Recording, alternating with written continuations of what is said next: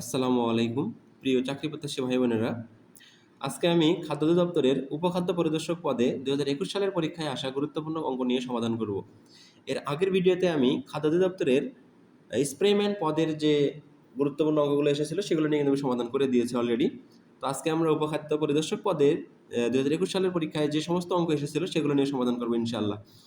তো ভিডিওটি আপনারা মনোযোগ দিয়ে দেখতে থাকুন, কারণ এই অঙ্কগুলো শুধু এটার জন্য না, এগুলো যেমন আমি লিখেছি 44তম বিসিএস এর লিখিত পরীক্ষা বা এনএসআই এর এডি, বিভিন্ন ধরনের পরীক্ষায় কিন্তু এই অঙ্কগুলো এসে থাকে এবং অঙ্কগুলো করতে একটু সময় লাগবে। ওকে, তো আমরা খুব কম সময়ে কীভাবে অঙ্কগুলো করা যায় সেটা নিয়ে আজকে আলোচনা করবো ইনশাল্লাহ। তো দেখেন, বলা হচ্ছে একটি চৌবাচ্চায় 8000 লিটার পানি ধরে চৌবাচ্চাটির দৈর্ঘ্য 2.56 মিটার এবং প্রস্থ 1.25 মিটার হলে এর গভীরতা কত? তাহলে দেখেন, অঙ্কটা কিন্তু অত্যন্ত কঠিন, খুব একটা সহজ নয়। আমরা যদি ধরে নেই যে একটা চৌবাচ্চায় 8000 লিটার পানি ধরে, তাহলে এইখান থেকে আমাদের একটা বেসিক বের করে নিয়ে আসতে হবে। কি বেসিক? যে 8000 লিটার পানি, আবার এখানে দেওয়া আছে হচ্ছে মিটার, যেটা একটা চৌবাচ্চা, তাহলে চৌবাচ্চার সাথে পানি এবং সেখানে এগুলোতে দেওয়া আছে মিটারে। অর্থাৎ আমরা জানি যে 1 ঘন মিটারে পানি ধরে হচ্ছে কত? 1000 লিটার। তাহলে এখানে পানি আছে কত লিটার? 8000 লিটার। তার মানে ওই চৌবাচ্চার আয়তন কত হবে? 8 ঘন মিটার। আমরা কি বুঝতে পারছি যে চৌবাচ্চায় পানি ধরে 8000 লিটার, আর আমরা যদি 1 ঘনমিটারে পানি ধরে 1000 লিটার, তাহলে 8000 লিটার পানি ধরে কত ঘনমিটারে? 8 ঘনমিটারে। এটা কিন্তু একটা বেসিক এখানে। তাহলে এখানে চৌবাচ্চার আমরা আয়তন জানি কি? দৈর্ঘ্য গুণন প্রস্থ গুণন উচ্চতা। ঠিক আছে? তাহলে দৈর্ঘ্য দেওয়া আছে কত? 2.56, প্রস্থ দেওয়া আছে কত? 1.25, গভীরতা, তাহলে চৌবাচ্চার গভীরতাই হচ্ছে চৌবাচ্চার উচ্চতা। ঠিক আছে? তাহলে গভীরতা কত ধরে নিলাম আমরা? হচ্ছে এটার মান হচ্ছে এক্স। তাহলে দৈর্ঘ্য গুণন প্রস্থ গুণন উচ্চতা সমান সমান কত? এর আয়তন, তাহলে 8 ঘনমিটার। ওকে, আমরা এইভাবেই কিন্তু বুঝলাম যে দৈর্ঘ্য গুণন প্রস্থ গুণন উচ্চতা হচ্ছে 8 ঘনমিটার, কারণ এটাই হচ্ছে এর আয়তন।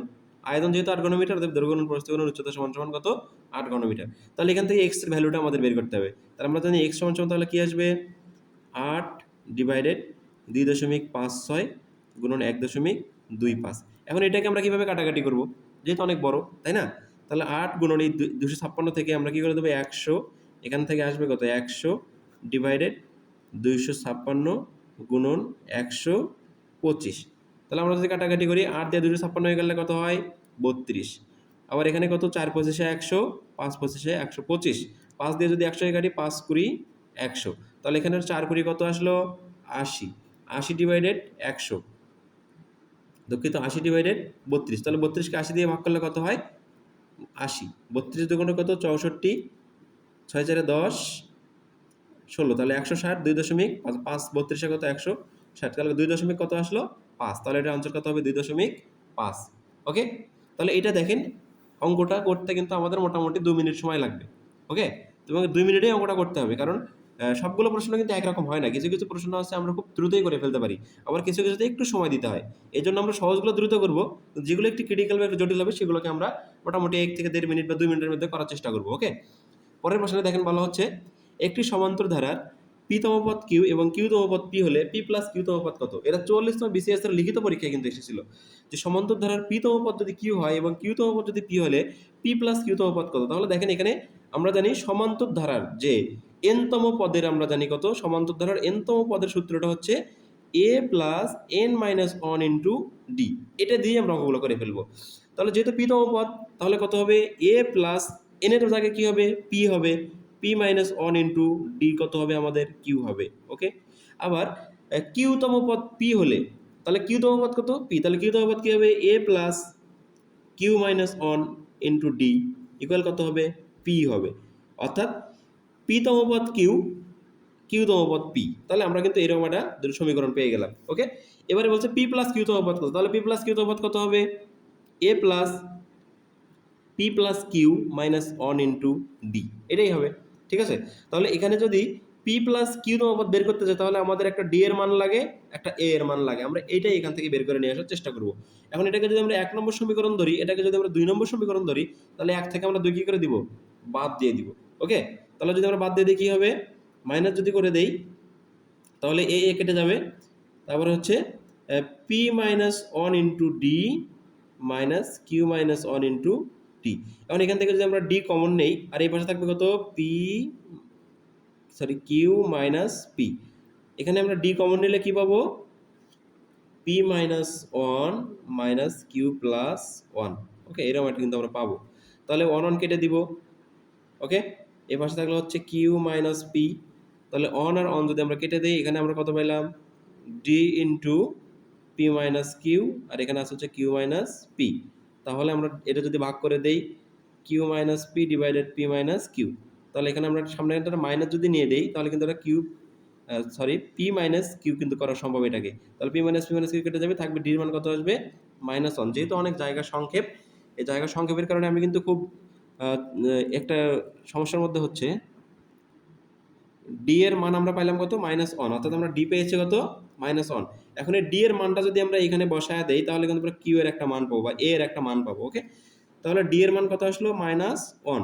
তাহলে ডি এর মান এখানে বসায় দেই, তাহলে A plus P minus one into minus one equal কত আসতেছে? কিউ। ওকে, তাহলে এ মাইনাসে মাইনাস মাইনাস পি কত হলো? Minus P plus one equal কত আসতেছে? কিউ। ওকে, তাহলে এ ইকুয়াল হচ্ছে Q plus P minus one. তাহলে এর মান হচ্ছে Q plus P plus one, ওই পাশে কী হবে? Minus one. তাহলে এ এর মান পাইলাম, আমরা ডি এর মান পাইলাম। এখন এই মানটা যদি আমরা এখানে বসা দেই, তাহলে কিন্তু আমাদের উত্তরটা চলে আসবে। তাহলে এ কত?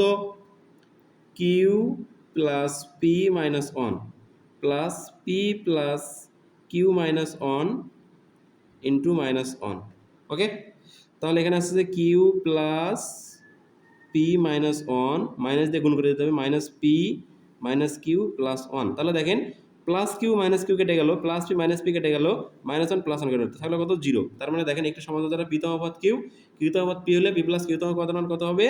জিরো হবে। তাহলে দেখেন মোটামুটি কিন্তু ভালোই একটা সময় লাগলো অঙ্কটা করতে। ঠিক আছে, যাদের বেসিক আছে তারা বেসিক দিয়ে, অর্থাৎ সূত্র দিয়ে, আমরা পি তমপদের সূত্র, কিউ তমপদের সূত্র, পি প্লাস কিউ তমপদের সূত্র, এইটা দিয়েই তারা অঙ্কটা করতে পারবে। ঠিক আছে, আর ক্যালকুলেশনে মোটামুটি এক্সপার্ট হতে হবে এটা করার জন্য। ওকে, পরের প্রশ্নে আমরা চলে আসি যে 18 ফুট উঁচু একটা খুঁটি এমনভাবে ভেঙে গেল যে ভাঙ্গা অংশটি বিচ্ছিন্ন না হয়ে ভূমির সাথে 3 ডিগ্রি কোণ উৎপন্ন করলো। খুঁটিটি মাটি থেকে কত উঁচুতে ভেঙে গিয়েছিল? তাহলে এটাও কিন্তু একটা ত্রিকোণমিতির অঙ্ক। তাহলে আমরা জানি যে যেহেতু একটা 18 ফুট খুঁটি, তাহলে ধরে নিলাম হচ্ছে এটা একটা 18 ফুট খুঁটি। ওকে, তাহলে এর ভেঙে গেল কোথায়? এখানে ভেঙে গেল। তাহলে পুরোটা যদি 18 হয়, আমাদের ভেঙে গেছে কোথায়? এক্স ভেঙে গেছে। তাহলে এক্স বাদে 18 থেকে আমরা বাদ দিলে এটা হচ্ছে আমাদের 18 মাইনাস এক্স, অথবা ওইটা যদি আমরা 18 মাইনাস এক্স ধরি, এটাকে ধরবো আমরা কত? এক্স। তাহলে এইটা যে ভেঙে গেছে, এই পর্যন্ত ভেঙে যাওয়ার পরে সে এরকম থাকে নাই, এইটা ভেঙে এখানে ঝুলে গেছে এইভাবে, মাটির সাথে কত ডিগ্রি? 3 ডিগ্রি উৎপন্ন করছে। ঠিক আছে, তাহলে যেহেতু এইটাই এখানে চলে যায়, তাহলে এটা যদি এক্স হয়, তাহলে এটা অবশ্যই কী হবে? এক্স, কারণ এটা ভেঙে এভাবে পড়ে গেছে, ঝুলে পড়ে গেছে। তাহলে এক্স, এটাও হবে আমাদের এক্স। তাহলে এটা হচ্ছে 30 ডিগ্রি, মাটির সাথে কত ডিগ্রি উৎপন্ন করছে? 30 ডিগ্রি। তাহলে 30 ডিগ্রি, এটা হলো আমাদের 18 মাইনাস এক্স, এটা হলো আমাদের এক্স। তাহলে আমি বিষয়টা দেখেন, আমরা ত্রিকোণমিতির সূত্রগুলো যে যেটা একটা উন্নতি কোণ উৎপন্ন করছে, যদি উন্নতি কোণ হয় সেক্ষেত্রে আমরা কি লিখতে পারি? সাইন নিতে পারি। তাহলে সাইন 30 ডিগ্রি সমান সমান, আমরা সাইন থিটা সমান কি জানি? লম্ব ভাগ অতিভুজ, অর্থাৎ 18 মাইনাস এক্স ডিভাইডেড অতিভুজ কত? এক্স। সাইন 3 ডিগ্রি মান কত হচ্ছে? হাফ হবে। ওকে, সাইন 3 ডিগ্রি মান কত? হাফ ইকুয়াল কত? 18 মাইনাস এক্স ডিভাইডেড এক্স। তারপরে হচ্ছে তাহলে 18 মাইনাস এক্স, এটাকে যদি ক্যালকুলেশন করি, এক্স ইকুয়াল 18 হলো 36 মাইনাস 2x, তাহলে এক্স প্লাস 2x ইকুয়াল কত হচ্ছে? 36। 3x equal 36। তাহলে এক্সের ভ্যালু কত?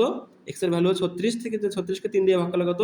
3 12 36। তার মানে আমাদের হচ্ছে এইটুকুর মান হচ্ছে কত? আমাদের 12। তাহলে যেহেতু এক্স যদি আমাদের 12 হয়, কিন্তু আমাদের প্রশ্ন বলছে যে মাটি থেকে কত উঁচুতে, এখান থেকে কত উঁচুতে ভাঙছে, তাহলে এটা যদি 12 হয়, তাহলে 18 থেকে 12 বাদ দিলে কত হবে? 6। তাহলে এটা উত্তর কত হবে? 6 ফুট। ওকে, পরের প্রশ্ন দেখেন, পরের প্রশ্নে বলা হচ্ছে যে প্রথমে 3 মাইল উত্তরে, পরে 9 মাইল পূর্বে, তারপর আবার 9 মাইল উত্তরে যায়, শুরু স্থান থেকে তার দূরত্ব কত মাইল? তার বিষয়টা ভাবেন, আমরা এটা কীভাবে করব, যে আমরা প্রথমে ছোট্ট একটা ম্যাপ এঁকে নিব, উত্তর, দক্ষিণ, পূর্ব, পশ্চিম। এবারে আমরা কোন দিক থেকে কোন দিক সেটা আমরা খেয়াল করব। তাহলে প্রথমে 3 মাইল উত্তরে যায়, তাহলে প্রথমে 3 মাইল উত্তরে গেল। ওকে, তারপর 9 মাইল যাবে কোথায়? পূর্বে, তার পূর্ব দিকে যাবে কত মাইল? 9 মাইল। তারপর আবার যাবে উত্তরে কয় মাইল? 9 মাইল। তাহলে আমি বলছি যে শুরু স্থান থেকে তার এই দূরত্বটা কত, এটা আমাদের বের করতে হবে। তাহলে কীভাবে বের করবো দেখেন, তাহলে এটাকে আমরা একটা সমকোণী ত্রিভুজে কনভার্ট করে ফেলবো। তাহলে এটা আমাদের 9, তাহলে এই বরাবর যদি আমরা একটু দাগ দিই, তাহলে এটা কত পাবো আমরা? 9। আবার এটা আমাদের কত? 3, তাহলে এটা কত পাবো আমরা? 3। ওকে, যেহেতু এইটুকু 3 তার মানে এইটুকু 3, আবার যেহেতু এইটুকু 9 তাহলে সেহেতু এইটুকুই 9।